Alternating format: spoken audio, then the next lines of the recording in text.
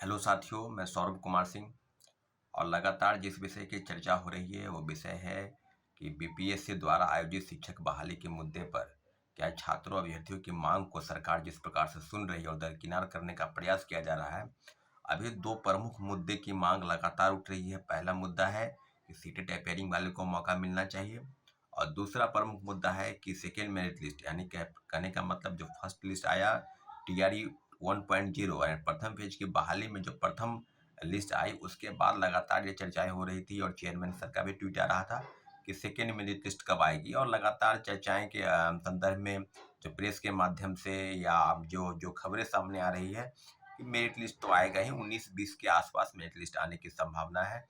तो आप इस वीडियो के माध्यम से सारे लोगों को हम एक चीज़ स्पष्ट कर देना चाहते हैं कि जितने भी चीज़ें हैं आपके मन में बहुत सारे शंकाएं हैं कि क्या होगा। लगभग कल एक हम अपलोड किए थे वीडियो, और वीडियो में लगभग मुझे लगता है कि लगभग 1000 के आसपास लोगों ने मैसेज किया यूट्यूब पर और व्हाट्सएप पर मैसेज करके अपनी डॉक्यूमेंट, अपनी जो मार्कशीट हैं या कट ऑफ है जिस भी कैटेगरी के, हम प्रथम फेज की बहाली की बात कर रहे हैं, उसको लेकर जितने भी अभ्यर्थी होते हैं सब ने अपने मैसेज किए हैं। तो कई अभ्यर्थियों की बात जो समस्या है उसको हमने समाधान भी किया है, बताया भी है।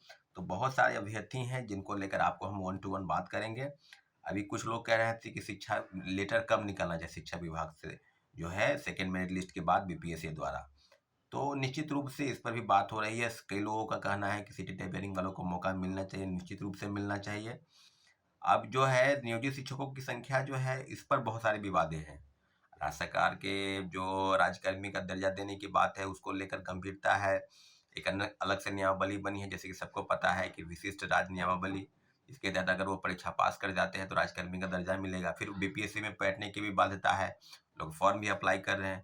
तो कई मांगों को लेकर बहुत सारी चीजें हैं जिसको लेकर आप अपनी चीजों को समझ सकते हैं। सीटेट अपेयरिंग वालों को मौका मिलना चाहिए। सीटेट अपेयरिंग की मांग आज की बात नहीं है, कई दिनों से, लगभग 8-10 दिनों से उसकी मांग चल रही है। और कई साथी, हमारे साथी अभ्यर्थी सीटेट अपेयरिंग वाले, वो जा रहे हैं, आ रहे हैं। तो आपको हम हर चीज़ों का जो डाटा है वो आपको हम बता दें कि साथ ही सब चीज़ों पर जो बातें हैं उसको लेकर जो चीज़ें सामने अब आई हैं हम आपको स्पष्ट कर देते हैं कि क्या होने चाहिए। तो सीटेट अपेयरिंग जो लगातार बात है कि क्या होगा, सीटेट अपेयरिंग वाले को बीटेट वाला होना चाहिए। बीटेट 2017 में हुआ था, 6 वर्ष बीत गए, उसकी भी तैयारी चल रही है। बीटेट कब होगी नहीं होगी उसका भी बात होना चाहिए।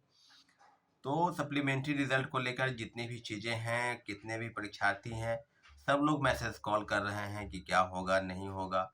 तो सारे लोगों का मुझे लगता है कि लगभग लगभग जो मैसेज और कॉल आ रहे हैं वो ज़्यादातर आ रहे हैं सेकेंड मेरिट लिस्ट और सीटेट अपेयरिंग वाले। सीटेट अपेयरिंग वालों के लिए अगर कहा जाए तो निश्चित रूप से काफ़ी गंभीरता से सवाल सरकार से और बीपीएससी से पूछना चाहिए कि प्रथम फेज की बहाली में उनको मौका मिला था तो दूसरे फेज की बहाली में उनको मौका क्यों नहीं मिलना चाहिए।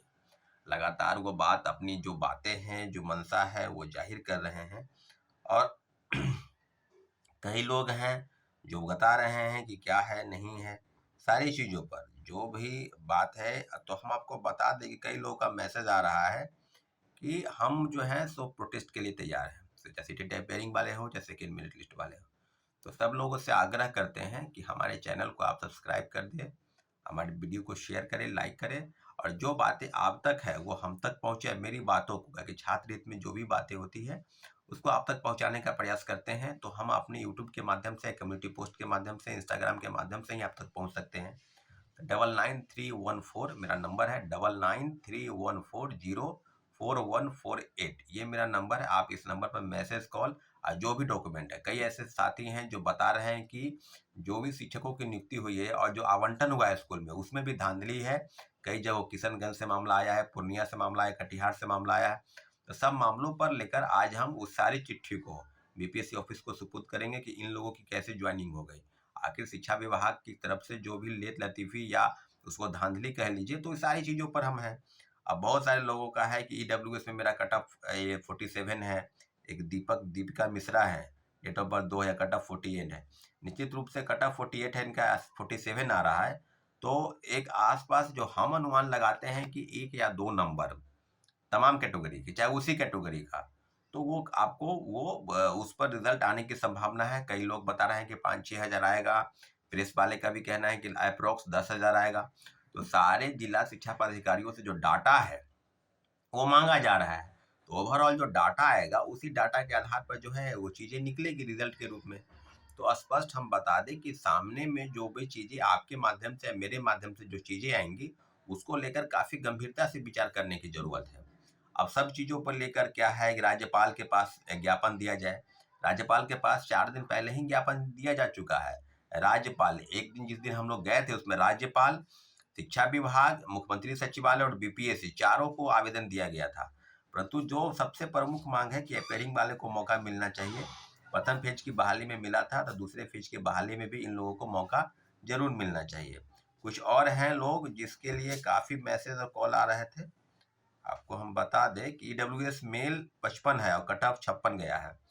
तो हम सब लोगों का, जिन लोगों के हम स्पष्ट कर दें, किसी को खुश करने की और उसको दुख पहुंचाने का कोई इरादा नहीं है। स्पष्ट है कि 1 नंबर या 2 नंबर या उसी कट ऑफ पर आप तमाम कैटेगरी के अगर लोग हैं तो उम्मीद करते हैं कि अगर वो रिजल्ट 15,000 से 20,000 तक जाता है तो फिर आपकी अनुमानतः आप उस कट ऑफ में आ सकते हैं। परंतु जब रिजल्ट थोड़ा कम आएगा, अगर 10,000 आएगा तो संभवतः उसी कट ऑफ पर या 1 नंबर कम वाले का उसमें आने के चांस है। अब किसी को लेकर आप कुछ गलतफहमी अगर आप पाल लीजिएगा कि क्या होगा नहीं होगा, तो 2 प्रमुख मांग सीटें टेपेरिंग और मौका मिलना चाहिए सेकेंड मेरिट लिस्ट का जो है उसकी उम्मीद।